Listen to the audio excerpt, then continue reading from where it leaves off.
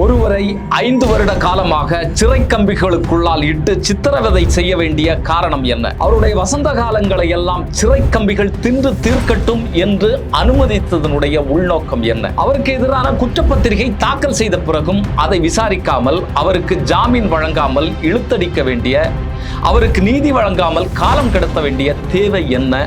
அதே வேளையில் இந்தியாவெங்கும் நடைபெற்றுக் கொண்டிருக்கக்கூடிய குண்டுவெடிப்புகள், அதன் பின்னணியில் இருக்கக்கூடிய சங் பரிவார் கும்பல்கள் எப்படி விடுதலை செய்யப்படுகிறார்கள், எப்படி அரசாங்கம் அவர்களுக்கு ஆதரவளிக்கிறது என்பதை குறித்து தான் இந்த காணொலியில நம்ம பேச போறோம்.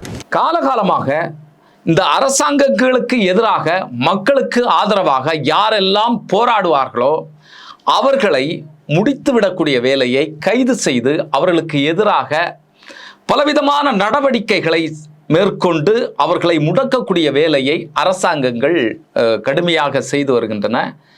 இப்போது இருக்கக்கூடிய மோடி அரசாங்கம் அதில் மிக மிக தீவிரமாக இருந்து கொண்டிருக்கிறது. இன்னும் சொல்ல போனால் இந்தியா இப்போது 2 பிளவுபட்ட இந்தியாவாக இருந்து கொண்டிருக்கிறது. ஒன்று, பாஜகவுக்கு ஆதரவான சங் பரிவார் கும்பல்கள் இங்க என்ன வேணும்னாலும் செய்யலாம், இஸ்லாமியர்களை தாக்கலாம், கொல்லலாம், அவர்களுடைய கடைகளை சூறையாடலாம், வீடுகளை இடிக்கலாம், அவர்களுடைய ஆடு மாடுகளை எல்லாம் பிடிச்சிட்டு போகலாம், அவர்களுக்கு வேலை வழங்காமல் நிறுவனங்களிலிருந்து எச்சரிக்கை விடுத்து அந்த பணியிடங்கள்ல எல்லாம் பிரிச்சுட்டு போக சொல்லலாம். இப்படிப்பட்ட ஒரு அயோக்கியத்தனம் இந்தியாவில் நடைபெற்று கொண்டிருக்கிறது. இன்னும் ஒருபடி மேலே போய் இங்க நிகழ்த்தப்படக்கூடிய சங் பரிவார் கும்பல்களுடைய ஆதரவினால் நிகழ்த்தப்படக்கூடிய, அவர்களே நேரடியாக சம்பந்தப்பட்டு நிகழ்த்துகிற குண்டு வெடிப்புகளில் நூற்றுக்கணக்கான மக்கள் கொல்லப்படுகிறார்கள், கலவரங்கள் வெடிக்கிறது. ஆனால் அந்த நபர்கள் RSS சங் பரிவார் கும்பலை சார்ந்தவர்கள் தப்பித்து விடுகிறார்கள். அவர்களை எளிதாக இந்த அரசாங்கங்கள் விடுதலை செய்கிறது. இன்னொரு பக்கம் பார்த்தீங்கன்னா, மக்களுக்கு ஆதரவாக செயல்படுகிறவர்களை சிறையில் போட்டு சின்னாபின்னமாக்கி சித்திரவதை செய்யக்கூடிய வேலைகளை செய்து கொண்டிருக்கிறது. இதுல மிக மிக முக்கியமான இப்போது பேசுபொருளாக இருக்கக்கூடிய ஒரு நபர் உமர் காலித். உமர் காலித் அவருடைய 33வது வயதில் கைது செய்யப்படுகிறார். உமர் காலித் செய்த குற்றம் என்ன? உமர் காலித்தும் அவருடைய நண்பர்கள் 16 பேரும் கைது செய்யப்படுகிறார்கள். ஊபா சட்டம், இந்திய அரசாங்கத்தினுடைய பயங்கரவாத சட்டம், அந்த சட்டத்திற்கு கீழால அவர்கள் கைது செய்யப்படுகிறார்கள். அவர்கள் செய்த குற்றம் பார்த்தீங்கன்னு சொன்னா, இந்திய அரசாங்கம் 2019வது வருஷம் CA என்கிற குடியுரிமை திருத்த சட்டத்தை கொண்டு வருது, மசோதாவை கொண்டு வருது. அதற்கு எதிரான போராட்டங்கள் நாடெங்கிலும் பற்றி எரிந்து கொண்டிருக்கக்கூடிய வேளையில் இந்த உமர் காலித்தும் அவருடைய நண்பர்களும் டெல்லியில் இந்த போராட்டத்தை முன்னெடுக்கிறார்கள். அந்த போராட்டம் நமக்கு தெரியும். பாகிஸ்தான், ஆப்கானிஸ்தான், நேபாள் இந்த மாதிரியான நாடுகள் இருந்தெல்லாம் சித்திரவதைக்கு உள்ளாக்கப்பட்டு வருகின்ற இந்துக்களை மட்டும் 2014 வரைக்கும் அந்த பட்டியலில் இருக்கிறவர்களை மட்டும் இந்திய குடிமக்களாக ஏற்றுக்கொள்வோம். அவர்கள் இஸ்லாமியர்களாக இருக்கக்கூடிய பட்சத்தில் அவர்களை குடிமக்களாக இந்த பட்டியலில் சேர்த்துக்கொள்ள முடியாது. அவர்கள் அந்நியர்கள், அவர்களை இங்கேருந்து நாடு கடத்தணும், துரத்தணும் அப்படிங்கிறது தான் அந்த சட்டத்தினுடைய உள்நோக்கம். இன்னும் சொல்ல போனால், இங்கே இருக்கக்கூடியவர்கள் வெளிநாட்டிலேருந்து வந்தவங்க, வெளிநாட்டிலேருந்து இங்கே வந்த இஸ்லாமியர்கள் அப்படிங்கிறத குற்றச்சாட்டை சொல்லியே அவர்களை நாடு கடத்துவதற்கான சூட்சுமம், தந்திரம் இந்த சட்டத்திற்குள்ளால புதைந்திருக்கிறது. இது ஒரு பிரிவினைவாத சட்டம் என்கிறதுனால இதற்கு எதிராக நாடெங்கிலும் போராட்டங்கள் வெடித்தது. டெல்லியிலையும் அப்படித்தான் வெடித்தது. நம்ம இன்னைக்கு பார்த்துட்டு இருக்கிறோம். அஸ்ஸாம்லையும் சரி, மேற்கு வங்கத்திலையும் சரி, இந்த SIR பின்னணியில் இந்த குடியுரிமை சரிபார்ப்பு விஷயங்களை இந்திய அரசாங்கம், எலெக்ஷன் கமிஷன் பண்ணிட்டு இருக்கு. இதுல உண்மையிலேயே இந்தியாவினுடைய குடிமக்களாக இருக்கக்கூடிய ஆயிரக்கணக்கான நபர்களை நீங்க இந்தியாவினுடைய குடிமக்கள் இல்ல, பங்களாதேஷ்ல இருந்து வந்தவங்க அப்படிங்கிறத குற்றம் சாட்டி அவர்களை அடைக்கக்கூடிய வேலையை இந்திய அரசாங்கம் செய்துட்டு இருக்கு. இதற்கெல்லாம் முன்னோடி இந்த CAA சட்டம். அப்ப இந்த சட்டத்திற்கு எதிரான மிகப்பெரிய போராட்டம் டெல்லியில வெடிக்கிறது.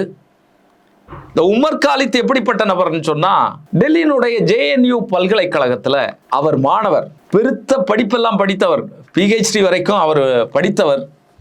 அங்கே இருக்கக்கூடிய கம்யூனிச சித்தாந்தத்தினுடைய அடிப்படையில் மாணவர் சங்கத்தில் இயங்கிக் கொண்டிருக்கக்கூடிய நபர். அந்த பல்கலைக்கழகத்தில் நடைபெறக்கூடிய பல்வேறு போராட்டங்கள்ல அவர் கலந்து கொள்கிறார்.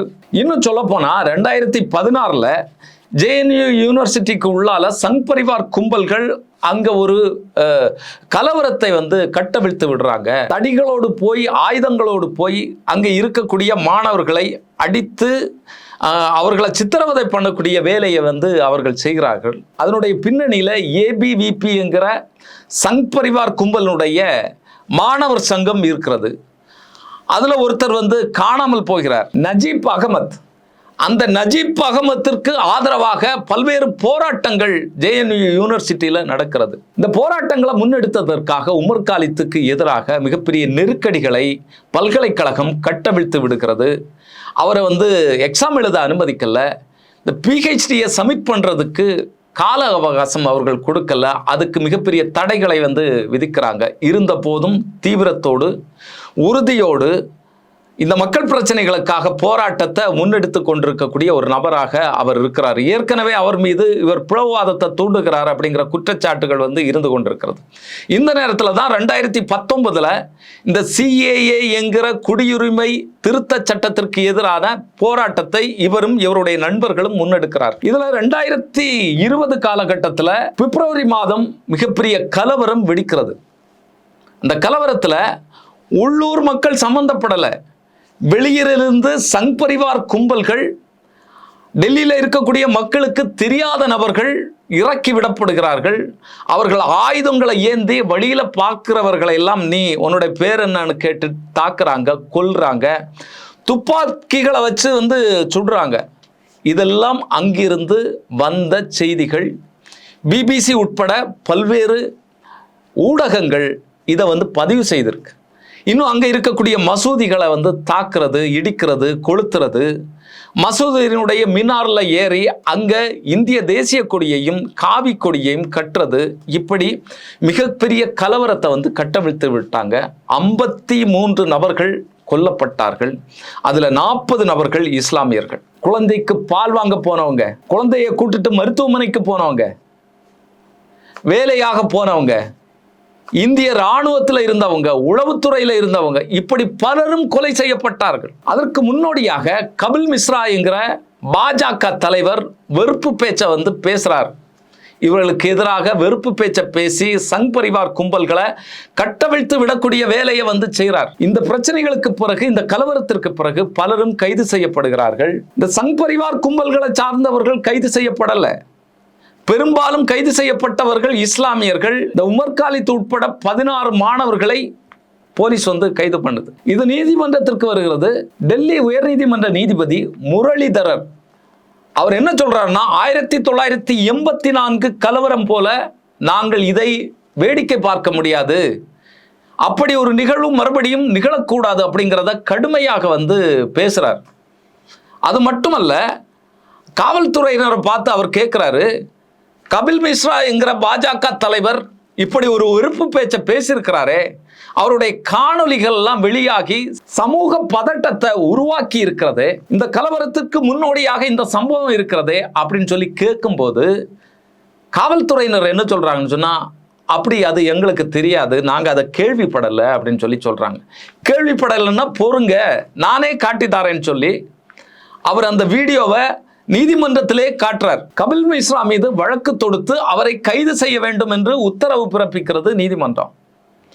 அதே நாளிலே அவருக்கு பணியிடை மாற்றம் வருது. இது எப்படி இருக்கிறது? நியாயமாக, நீதியாக, நேர்மையாக செயல்படக்கூடிய எந்த நபர்களும் இருக்கக்கூடாது. சங் பரிவார் கும்பல்களுக்கு எதிராக யாரெல்லாம் வேலை செய்வார்களோ அவர்களை தூக்கக்கூடிய வேலையை, இன்னும் சொல்ல போனா அவர் வாக்கிங் போகும்போது அவர் மரணித்து போவார், அவர் கொல்லப்படுவார். அப்படிப்பட்ட விஷயங்கள் எல்லாம் இங்கே இருக்கக்கூடிய இந்த ஆளும் அதிகார வர்க்கம் தொடர்ந்து செய்து கொண்டே இருக்கிறது. அதை நம்ம பல நேரங்கள்லையும் நம்ம பார்த்துட்டே இருக்கோம். நண்பர்களே, இது மட்டுமல்ல, இன்னும் பல்வேறு விஷயங்களை நம்ம அடிக்கிட்டே போகலாம்.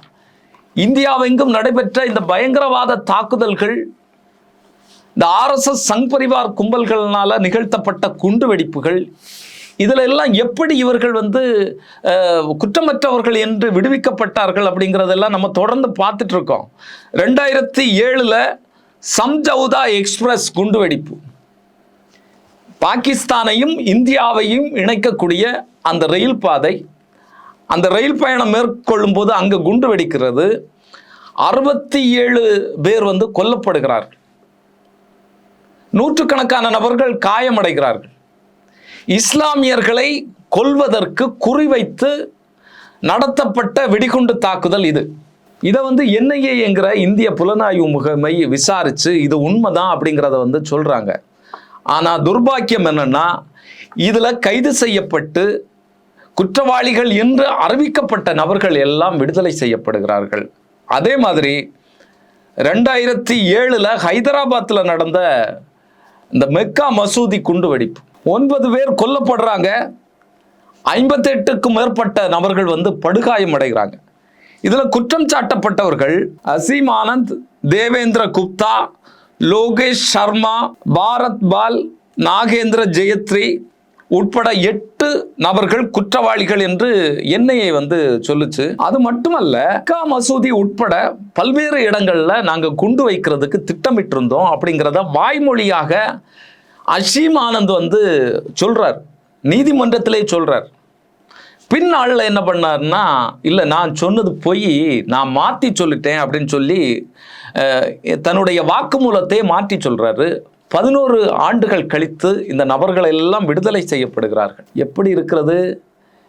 இந்திய புலனாய்வு முகமை NIA விசாரித்து இது உண்மைதான், வெடிகுண்டு வெடிக்கப்பட்டது உண்மைதான், இதில் இந்த நபர்கள் எல்லாம் சம்பந்தப்பட்டிருக்கிறார்கள், அவர்களுடைய சாட்சியமே அதற்கு ஆதாரமாக இருக்கிறதுன்னு சொல்லி நீதிமன்றத்தில் நிறுத்தப்படுகிறார்கள், சிறைகளில் அடைக்கப்படுறாங்க.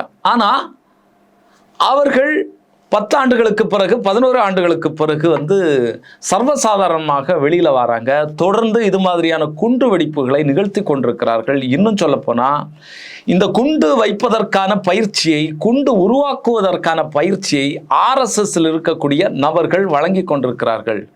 சமீபத்தில் கண்ணூரில் நம்ம பார்த்தோம், கேரளத்தில் ஒரு RSSகாரர் வீட்டில் குண்டு தயாரிக்கும் போது வெடி விபத்து ஏற்பட்டு அவருடைய கை டேமேஜ் ஆயிடுச்சு.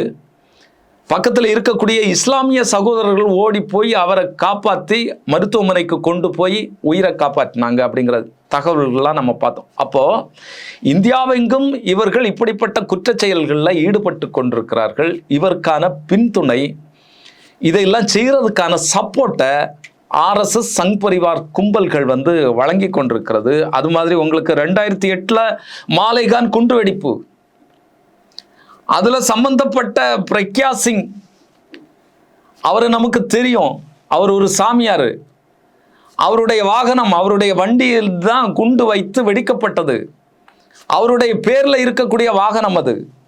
அதில் சம்பந்தப்பட்ட பல்வேறு நபர்கள். இன்னொன்று, இதில் குண்டு வைக்க போகிறோம் அப்படின்னு சொல்லி 2 பேர் பேசின அந்த ஆடியோ டேப் வெளியானது.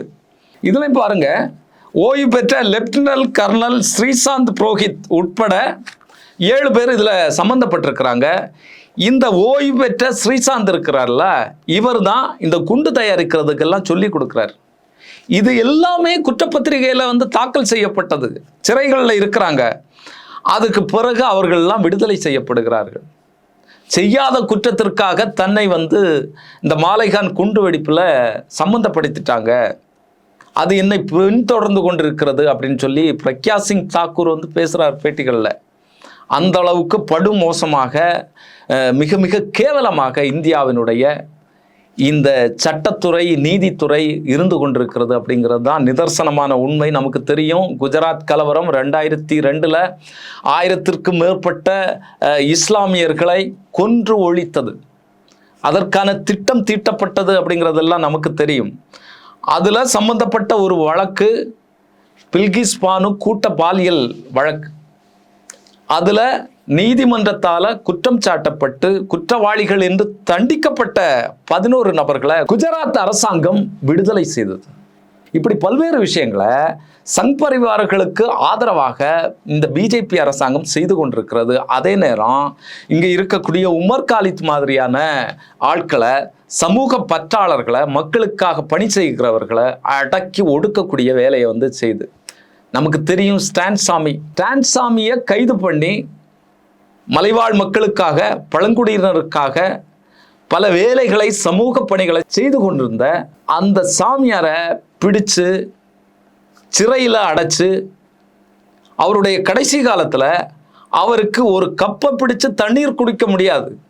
அந்த சூழ்நிலையில் ஒரு ஸ்ட்ராங் தாங்கன்னு சொல்லி பல முறை நீதிமன்றத்தை நாடின பிறகும் ஒரு தண்ணீரை உறிந்து குடிப்பதற்கான ஒரு ஸ்ட்ராவை கூட இந்த நீதிமன்றங்கள் வழங்கலை. அந்த அளவுக்கு கொடூரமாக இந்த மக்கள் நலன்களுக்காக போராடுகிறவர்களை இவர்கள் சித்திரவதை செய்து கொண்டே இருக்கிறார்கள். அது மாதிரி தான் உமர் காலித் அவருடைய நண்பர்கள் மீதான சித்திரவதை தொடர்ந்து கொண்டே இருக்கிறது. இதில் இப்போது சிறு வெளிச்சக்கீற்று ஒன்று மட்டும் வந்திருக்கிறது. அது என்னன்னு சொன்னால், உமர் காலித் அவர்களுக்கு 2 நாட்களுக்கு முன்னால் இடைக்கால ஜாமீனை நீதிமன்றம் வழங்கி இருக்கிறது. அது அவருடைய சகோதரியினுடைய திருமணத்திற்காக. 33 வயதில் கைது செய்யப்பட்டவர் இப்போ 38 வயது அவருக்கு. அவருடைய வசந்த காலங்களை எல்லாம் சிறை தின்று தீர்த்து விட்டது நண்பர்களே. அவரை வெளியில் கொண்டு வரக்கூடிய அந்த புகைப்படங்கள், அந்த வீடியோக்கள்லாம் வெளியாகி இருக்கு. அவர் கொஞ்சம் கூனி அந்த மாதிரி வாரார். எந்த அளவுக்கு படித்த ஒரு இளைஞர் இந்த சமூகத்திற்காக, இந்த மக்களுக்காக பணி செய்ய வேணும் அப்படின்னு சொல்லி துணிந்து நின்ற இளைஞனை இவரை போன்ற பல்வேறு நபர்களை எப்படி ஒடுக்கக்கூடிய வேலையை இந்திய அரசாங்கம் செய்து கொண்டிருக்கிறது அப்படிங்கிற அபாயகரமான சம்பவங்கள் பதட்டத்தை ஏற்படுத்தி கொண்டிருக்கிறது. இன்னொரு காணொளியில் சந்திக்கும் வரை நன்றி, வணக்கம்.